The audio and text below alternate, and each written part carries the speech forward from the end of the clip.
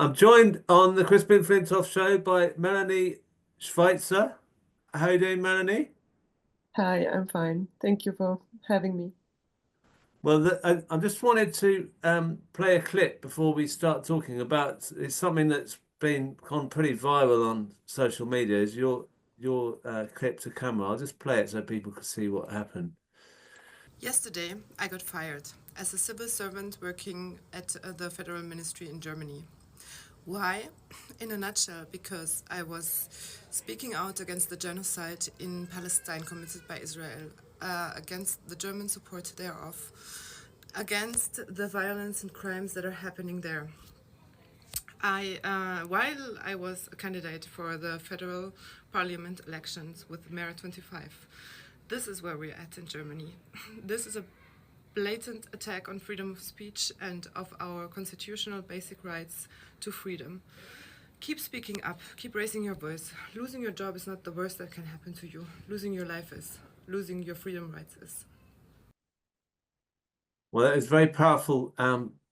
Very powerful video. Can you tell us a background to why you got involved in the Palestine campaign? Why did Palestine become an issue for you? What was it that got you fired up to speak out on this? Okay, so first of all, I mean, I'm a lawyer and I was also a political scientist. And, you know, as a lawyer, my Bible, so to say, is the Constitution.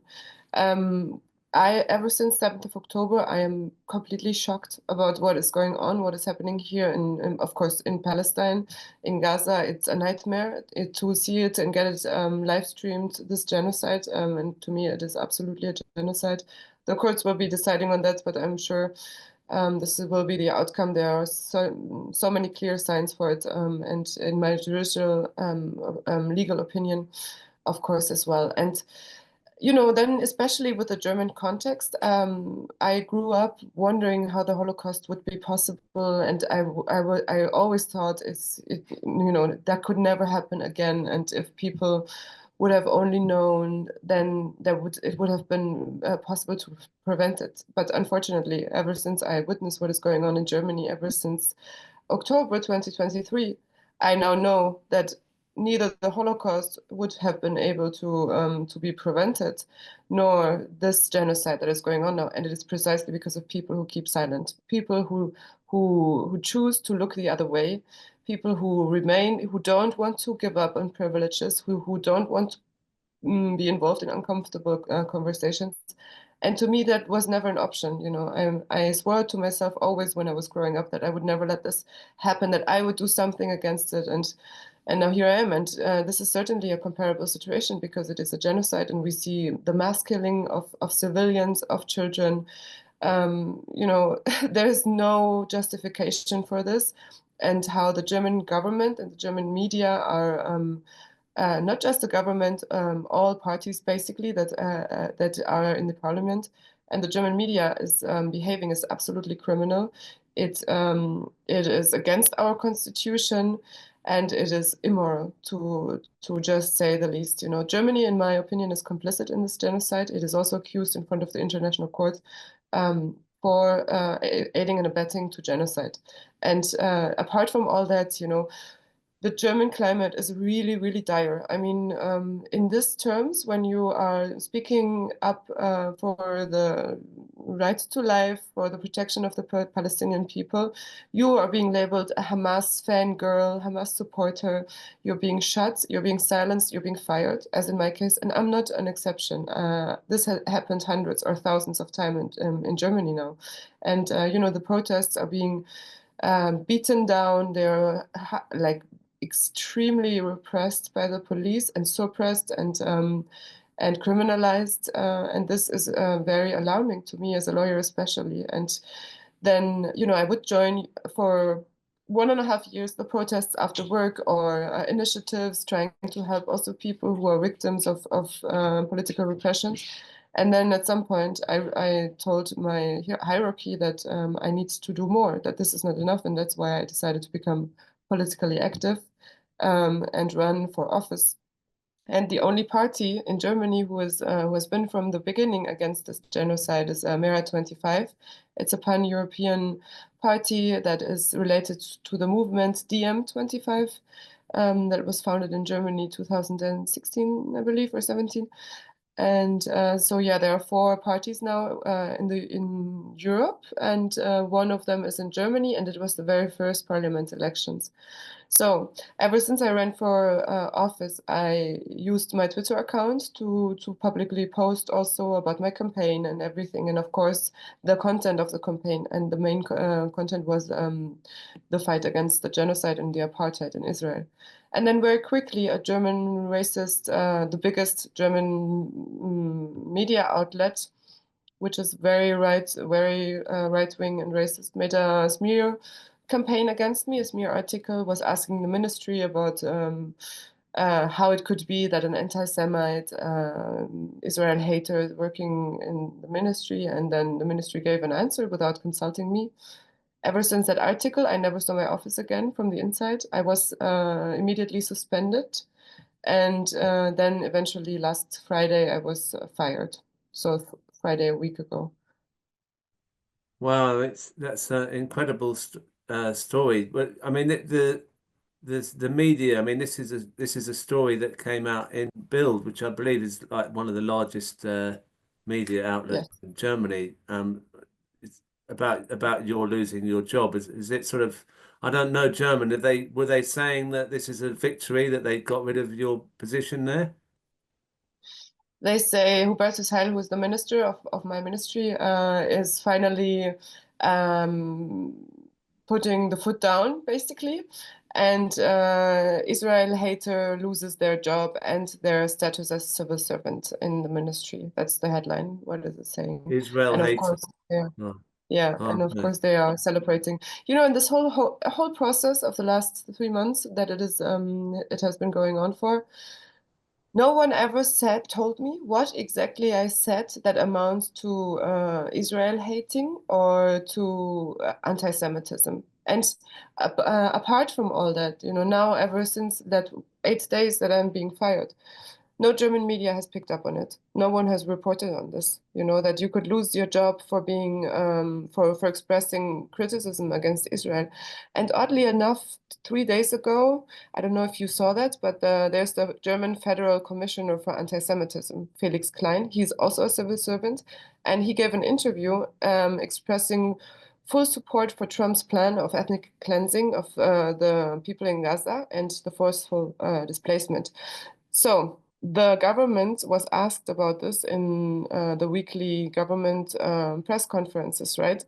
And at first, when they were asked, they said, "Oh, this is only his private opinion. We don't comment on that." And then 2 days later, they got asked about it again and said, "How could it be that me, you know, a civil servant, is losing their job for upholding international law, but the Commissioner for Anti-Semitism, who's also a civil servant, is not. There's not even an inquiry into this, no disciplinary measures." And the spokesperson for the government was saying that, so Felix Klein, the commissioner, was saying that within his position, and you know, we cannot dictate what they say. I mean, he said that would be absurd if we would dictate every statement that the commissioners are making. So he has the freedom of expression, of course, and also this was within his duty as a civil servant, you know. And then the journalist was asking again, but last time you said it was a private opinion of him. And at the same time, Melanie Schweizer, I mean me, was getting fired for expressing this on her private account. And he said, no, I never said that. It was his private opinion. I never said that. This is within his within his position, right?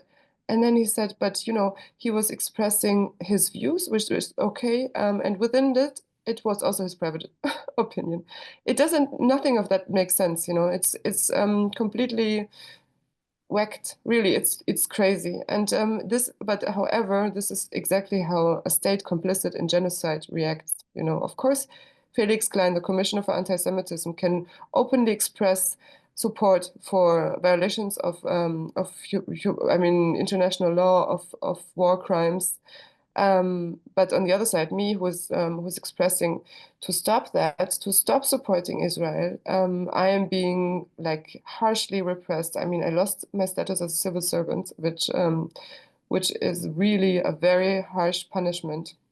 There was no investigation before they fired me, you know. They fired me, they suspended me at first during the election campaign.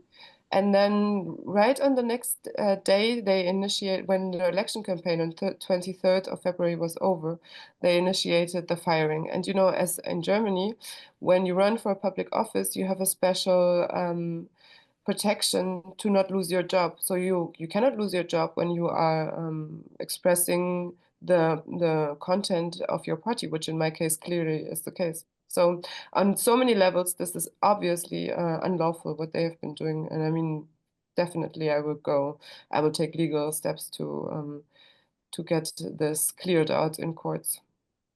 So what's the response been since you put that video out and talking about your losing your job? Have you had lots of support from people?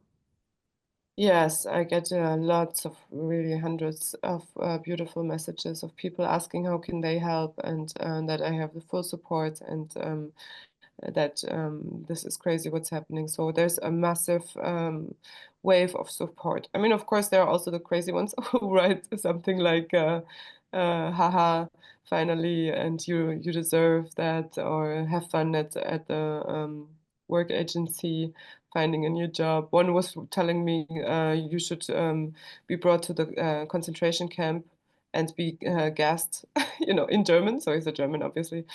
Yeah, so there's all of it. Or I mean, some insults are really crazy on X also. They call me a slut and Hamas fangirl and terror supporter and all these things.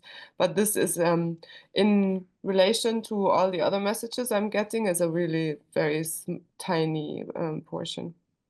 And obviously you're hearing from people who say, well, we support you. We'll be more outspoken. Are people sort of saying that they're willing to defend your right? I mean, is that another thing? I mean, a wave of support other people might be inspired to do the same as you.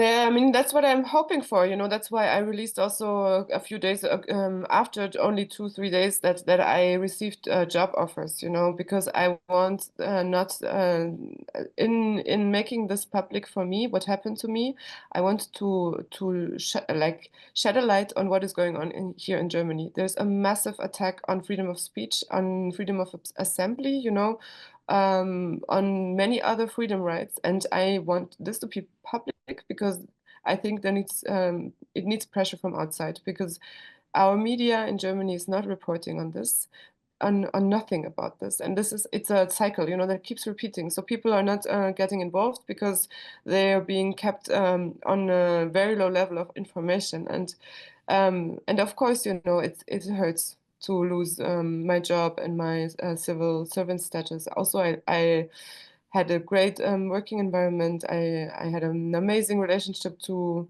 my colleagues. You know, I have received messages from them that they are missing me and that they can't believe that this happened. You know, so this is painful. But for me, it is more painful to watch a genocide for 16 months, and now, you know, now that it keeps going probably, and it starts again. This is for me heartbreaking, and I think I'm feeling like I'm losing my mind over this. You know, I'm losing my parts of my soul to watch this slaughter of children, of humans, and the German supports thereof. I just can't go with this you know, without saying anything. And now the job offers that I received, I mean, I have to now first, you know, see.